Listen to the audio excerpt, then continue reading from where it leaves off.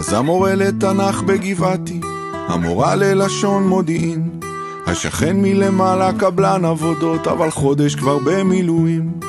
עורכת הדין היא כאן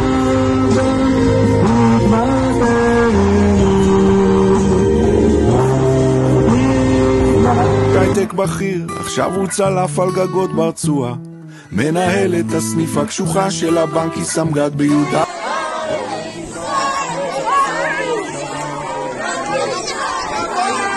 אדי שלנו כפרה, של הרוב מזמר בקיסריה, הוא לוחם הנדסה מתאושש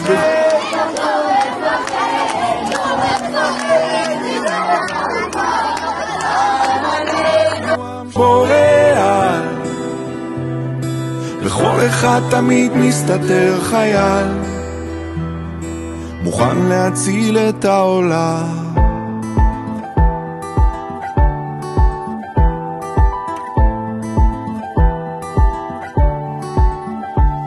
יש תנהג אוטובוס של דן, זה שתמיד עומד בזמן, הוא עכשיו מפקד סוללת תותחנים בדרום ליד נרעם.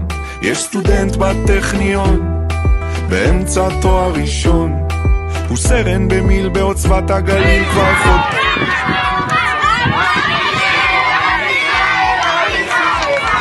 שהוא מגיסט, יש את יוני נגן סקסופון מחונן, שהוא קודם כל מטקליסט. יש לכולם ארוני סטאר או ארגז גדול מאופת,